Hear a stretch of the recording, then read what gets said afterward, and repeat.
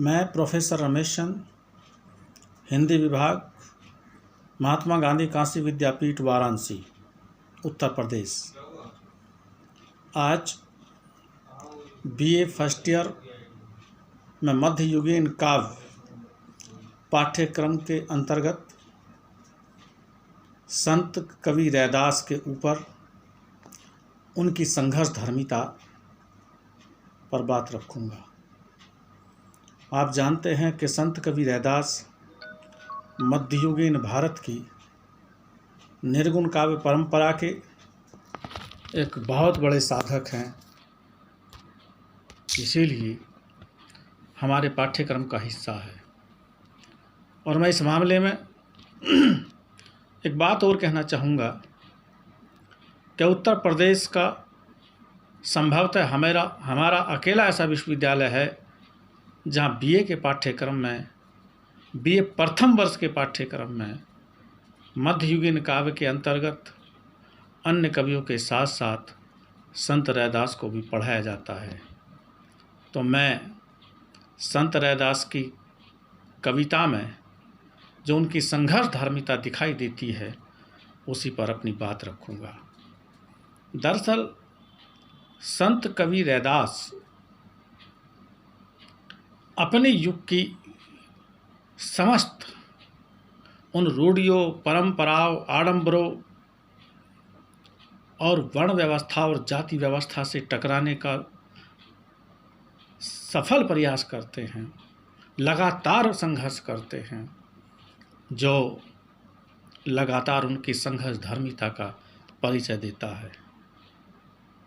रामधार सिंह दिनकर अपनी पुस्तक संस्कृति के 4 अध्याय में लिखते हैं कि जाति प्रथा को चुनौती देकर बुद्ध ने इस देश में महान आंदोलन का प्रारंभ किया, जो अब तक चलता आया है।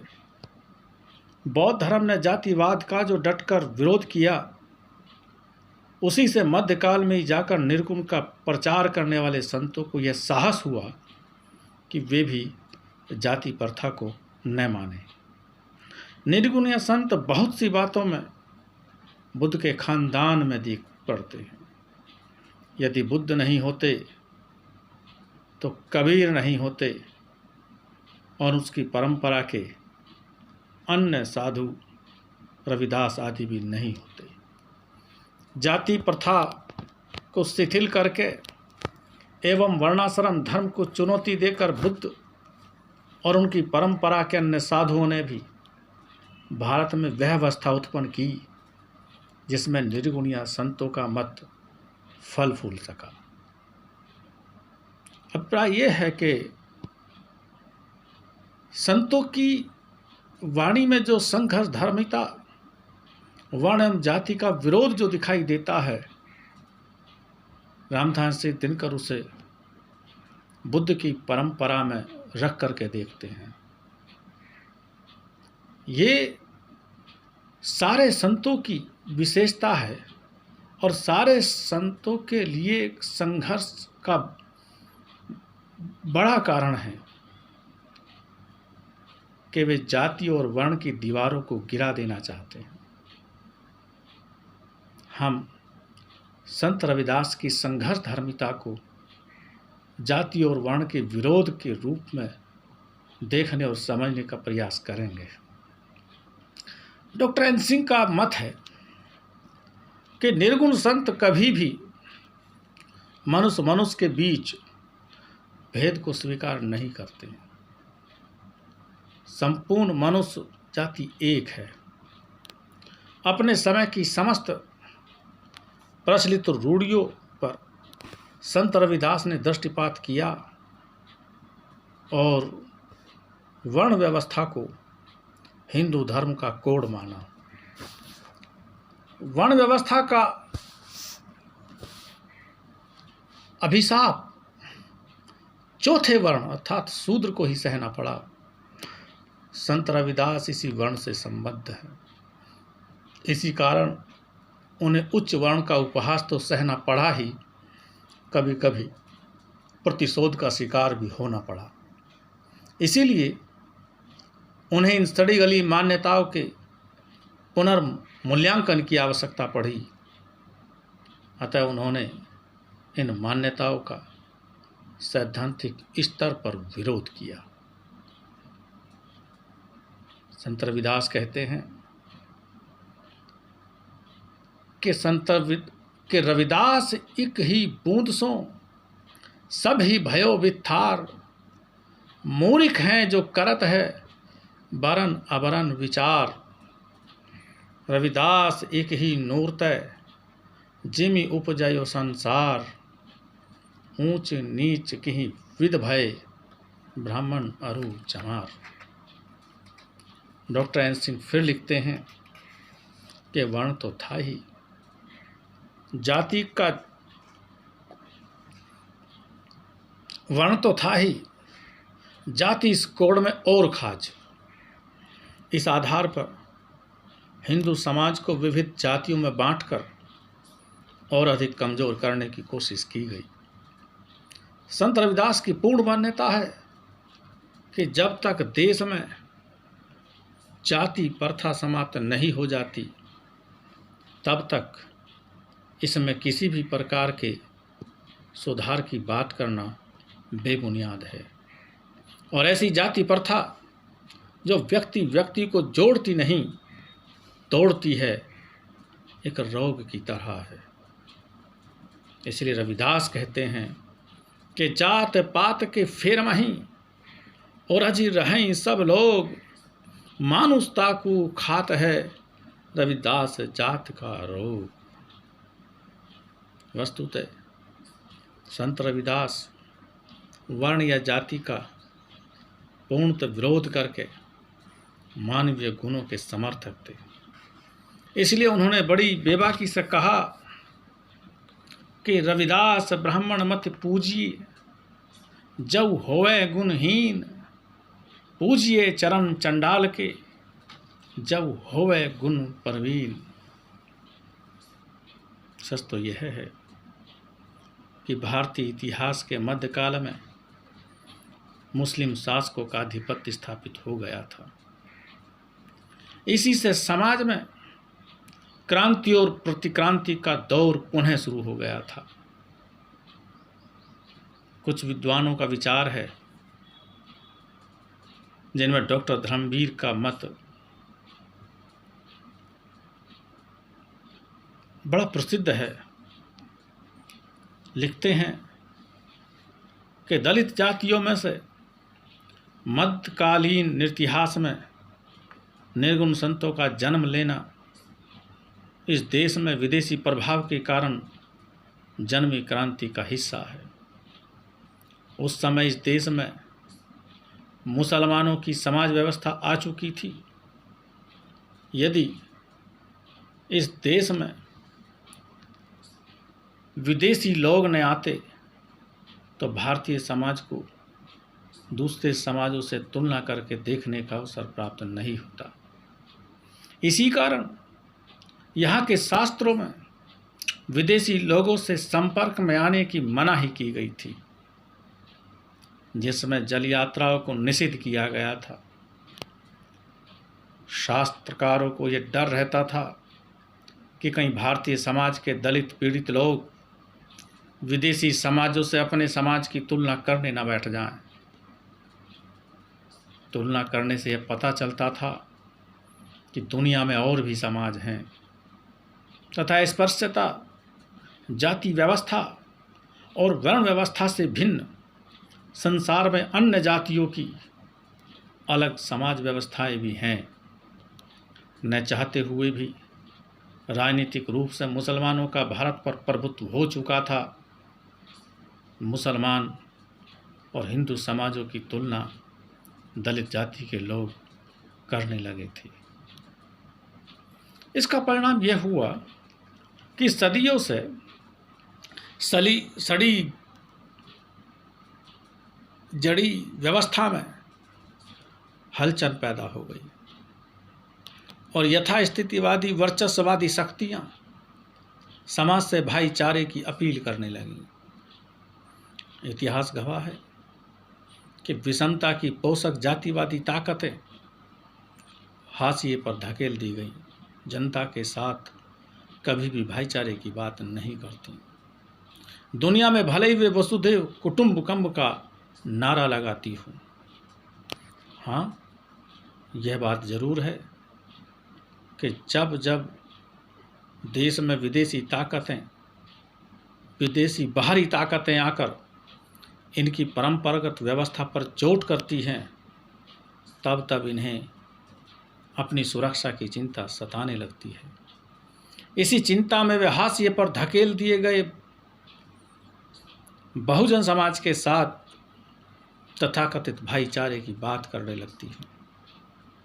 संत रविदास के समय में भी मुस्लिम शासकों के कारण उन्होंने ऐसा ही संकट महसूस किया था, और तब बहिष्कृत लोगों के साथ तथाकथित भाईचारे का सवाल उठाया गया। तब संत रविदास ने इस चालाकी को बखूबी समझ लिया था। इसलिए उन्होंने इस सरल से सवाल का सटीक उत्तर दिया। क्या? कि जात जात में जात है, ज्यों केलन के पात, रैदास न मानुष जुड़ी सकें, जब लव जात न जात। संभवतः ऐसा जान पड़ता है कि संत रविदास को इस दिशा में की गई भाईचारे की पहल में ईमानदारी ना लगी हो। इसीलिए उपरयुक्त कहे गए शब्दों के माध्यम से संत रविदास जड़ता विषमता की सामाजिक व्यवस्था के संबंध में कुछ प्रमुख मुद्दों की ओर इशारा करते हैं। संत रविदास कि जात जात में जात हैं, ज्यों केलन के पात, रैदास न मानुष जुड़ी सकें, जब लव जात न जात।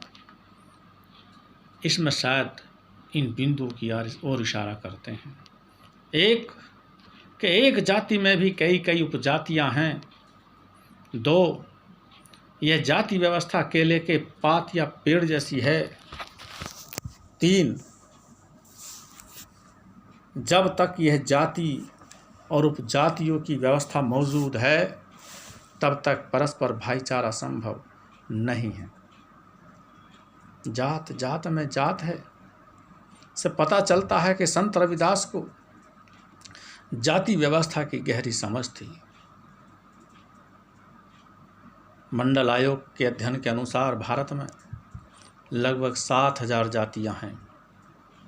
इसका अभिप्राय यह है कि भारतीय समाज मोटे तौर पर लगभग उतने ही अर्थात 7,000 टुकड़ों में बटा हुआ है। इतना ही नहीं, बड़ा अजब गजब तो यह है कि यहाँ जाति की एक नहीं कई उपजातियां हैं। कास्ट में भी उपकास्ट उपस्थित है।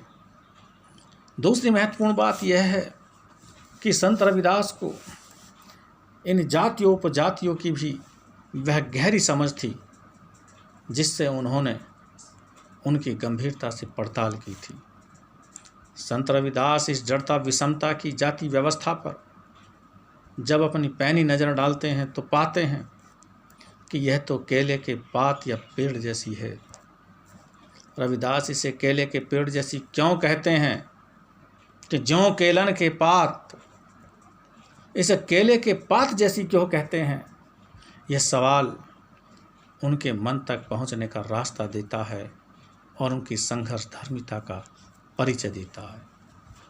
संत रविदास कहते हैं कि जात जात में जात हैं, ज्यों केलन के पात। ऐसा कहकर संभवतः वे जाति व्यवस्था के संपूर्ण अस्तित्व पर सवाल खड़ा कर देते हैं। केलन के पात में हमें मुख्य रूप से 3-4 लक्षण दिखाई देते हैं।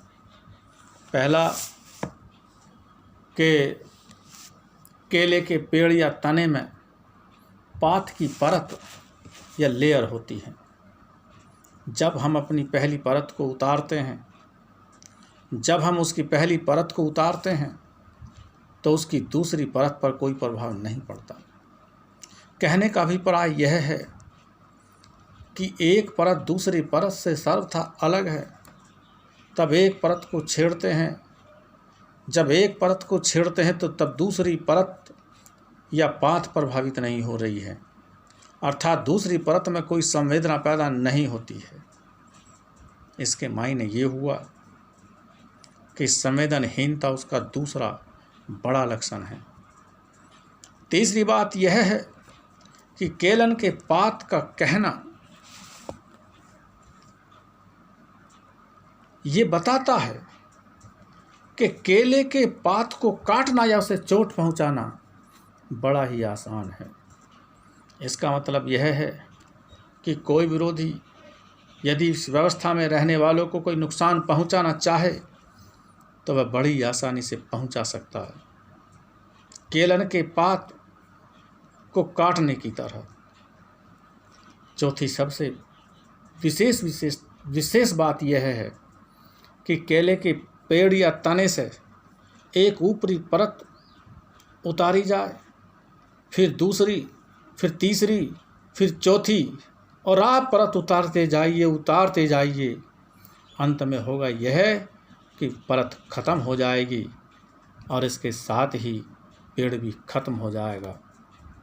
कहने का अभिप्राय यह है कि परत दर परत खत्म होते होते पेड़ समाप्त हो जाएगा, किंतु कोई रीढ़ ऐसी नहीं है जो उसमें सत्व पैदा करे।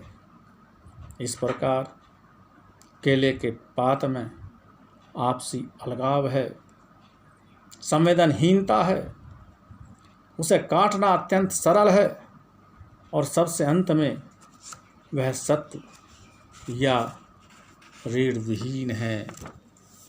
जात जात में जात है, जो केलन के पात रैदास न मानुष जुड़ी सके, जब लब जात में जात। मैं संत रविदास शायद यही कहना चाहते हैं कि भाई रे, आप समाज के प्रभुत्वशाली लोग इस देश के तमाम लोगों को आपस में जोड़ने और परस्पर भाईचारा बनाने की बात तो करते हैं, किंतु यह तो बताओ कि हजारों जातियों उपजातियों में बटी आपकी यह सामाजिक व्यवस्था अपने लोगों के प्रति केलन के पात जैसा अलगाव रखती है। एक जाति समुदाय दूसरे जाति समुदाय के प्रति संवेदनहीन है। यह व्यवस्था अत्यंत कमज़ोर और रीढ़ विहीन है। ऐसी दशा में परस्पर भाईचारा कैसे संभव है? जब तक आपकी जात में जात की व्यवस्था कायम है, तब तक भाईचारे की बात करना कोरी कल्पना है।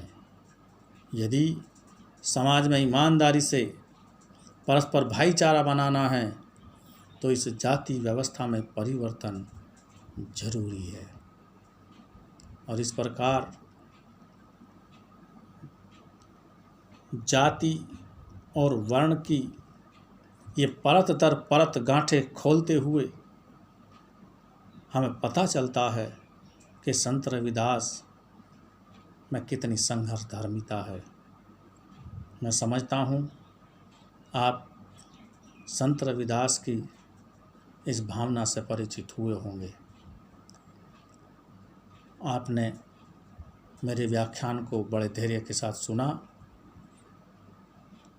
मैं समझता हूँ आपको इससे लाभ मिलेगा और संत रविदास की संघर्ष धार्मिकता को समझने की समझ मिलेगी। बहुत बहुत धन्यवाद।